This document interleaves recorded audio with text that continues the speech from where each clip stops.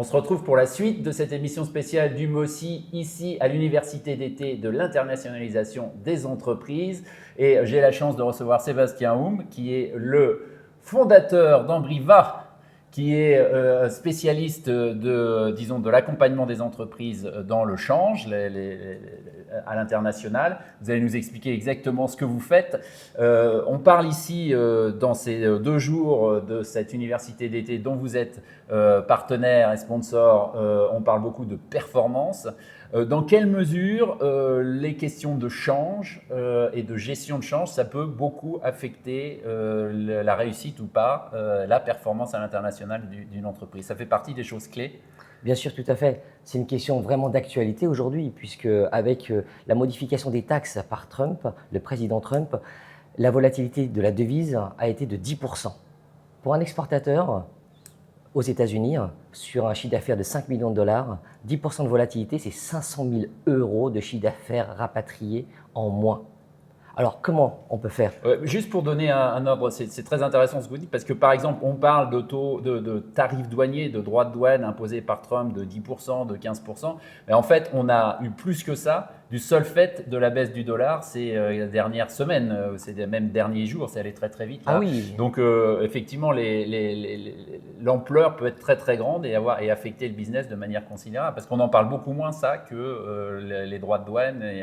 Effectivement, toutes les inquiétudes qu'il peut y avoir au niveau macro dans le monde entier a des impacts, et c'est visuellement visible sur les marchés financiers et notamment sur les taux de change. Ouais. Et là, effectivement, depuis le début de l'année, c'est plus de 13%, presque 15% de volatilité, et ça peut être encore beaucoup plus dans les prochains mois. Alors, c'est quoi votre rôle, vous, dans cette histoire pour les entreprises que vous accompagnez? Bien sûr. Moi, ce que j'ai constaté, et depuis des années que je travaille dans le métier du change, ça fait à peu près une vingtaine d'années, je travaille dans une salle de marché il y a quelques temps de là, et j'ai remarqué que les PME ETI, surtout ces entreprises-là, avaient un manque de temps, un manque de moyens et un manque d'expertise dans leurs équipes.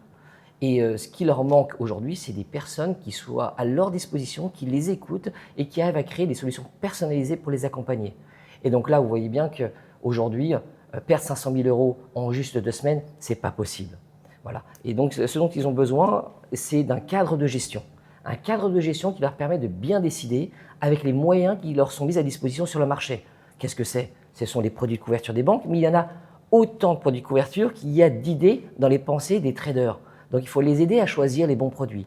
Ensuite, c'est les bons logiciels de gestion, de pilotage, et peut-être aussi utiliser les établissements de paiement qui existent sur le marché. Mais l'un sans l'autre, parfois ça peut fonctionner, mais parfois il faut la multiplication de tous ces moyens disponibles sur le marché pour pouvoir les exploiter au maximum pour générer la performance. Et là, c'est là qu'Ambriva intervient comme un trésorier de devises externalisé auprès des directeurs financiers et directeurs généraux qui n'ont pas le temps. Alors, c'est un univers où on a vu beaucoup, effectivement, vous avez dit, il y a les banques traditionnelles, qui ont parfois la réputation, en tout cas quand on est particulier, de pratiquer des taux de change qui ne sont pas forcément favorables aux clients, des droits, des fees qui peuvent être importants, etc. Puis il y a toute une coterie de startups qui se sont créées sur cet univers. Vous positionnez comment dans tout ça? Est-ce que pour vous, le meilleur moyen de gagner de l'argent, c'est effectivement de travailler avec les nouveaux acteurs qui mettent ça beaucoup en avant, ou est-ce qu'au contraire, il y a moyen de continuer à travailler avec les banques traditionnelles? Comment vous vous positionnez? L'idéal, c'est de ne pas changer. Les banques sont des acteurs majeurs, solides, qui n'ont pas besoin de lever de fonds. Ça, c'est la première chose. Donc, nous, notre approche, c'est d'accompagner les dirigeants à optimaliser leur relation avec leur banque, de voir tous les produits qui sont disponibles dans ces banques, qui sont disponibles chez BPI, qui sont disponibles dans les grands réseaux bancaires, avant d'imaginer changer pour un établissement de paiement. Un établissement de paiement, leur leitmotiv, c'est meilleurtauxdechange.com, si on veut, et une super plateforme de paiement. Mais ça ne suffit pas à générer la performance. Certes, on peut passer de 0,5 à 0,2% de marge, mais ce n'est pas là qu'on va trouver la performance. La performance, nous allons la trouver en mettant en place des stratégies, en mettant en place des procédures qui permettent aux dirigeants de choisir au bon moment de mettre en place des produits de couverture, et quel type de produit de couverture, et ensuite d'avoir une visualisation de leur exposition en temps réel pour prendre des décisions lorsqu'il y a des situations graves qui se passent ou encore lorsqu'il y a des opportunités qui se présentent. Voilà, donc c'est là où je peux vous dire que la différence entre les deux acteurs du marché. Alors pour finir, peut-être une question un peu plus stratégique ou haut niveau. Vous l'avez dit, on a une période de volatilité extraordinaire, notamment du dollar, principalement du dollar, c'est pour les raisons évidentes ces derniers mois. On parlait, lorsque Trump est arrivé au pouvoir, on était quasiment à la parité. On avait des articles un peu partout qui expliquaient comment on allait vers la parité. Perdu, on en est revenu très très loin. On est, je ne sais pas, quelque chose, à l'heure où on se parle, comme 1,18 ou quelque chose comme ça, si ma mémoire est… On y arrive peut-être bientôt. Ouais, c'est ça. Donc, il y a beaucoup de volatilité là-dedans. Est-ce que vous anticipez que c'est une tendance de long terme où on va voir le dollar, pour toutes ces raisons, et y compris le package budgétaire qui a été adopté hier à Washington, le dollar continuer à se dégrader petit à petit et peut-être à perdre sa position centrale? Ouais. Ou est-ce qu'au contraire, pour vous, c'est plutôt passager? Est-ce que vous avez un peu une analyse à nous livrer là-dessus? Moi, j'ai pas de boule de cristal. Ouais. En revanche, je peux avoir certaines convictions qui ne m'engagent que moi.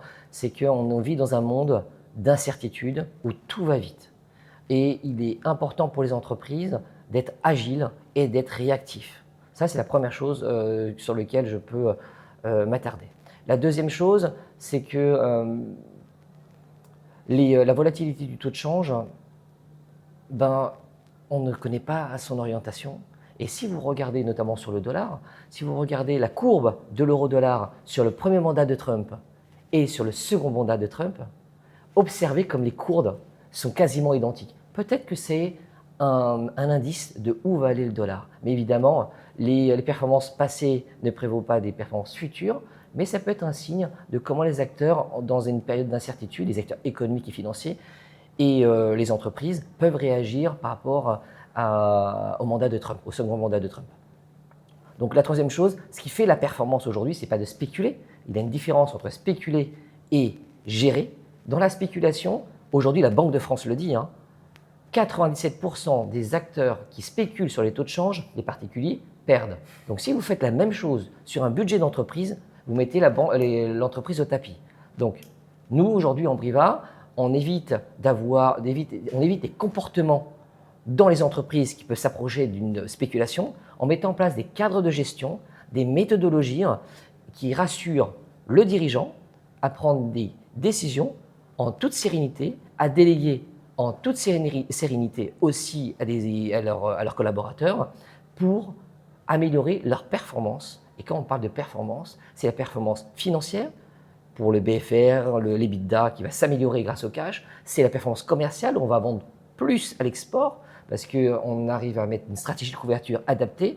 On peut aussi réduire le coût de revient de production dans les produits importés qui vont servir ensuite à l'exportation. Et la troisième, c'est meilleure aussi valorisation de l'entreprise, parce que la trésorerie est mieux gérée et le développement de l'entreprise est mieux géré. Et quand on parle de développement de l'entreprise, et ici à l'université d'été de l'internationalisation des entreprises, nous parlons de l'export. Et quand vous n'avez pas de cash, vous ne pouvez pas continuer vos projets de développement à l'export. Donc, le sujet du change, c'est un sujet qui permet de générer du cash. Et je peux vous parler reprendre le sujet qu'on a pris ensemble au début de notre échange. 500 000 euros de perte pour 10% de volatilité pour un exportateur de 500 millions. Avec 500 000 euros de plus, c'est autant de projets qui peuvent être financés. Sébastien, merci beaucoup et restez avec nous. On se retrouve pour plus d'interviews ici avec cette émission spéciale du MOSI à l'Université d'été de l'internationalisation des entreprises à Aix-en-Provence.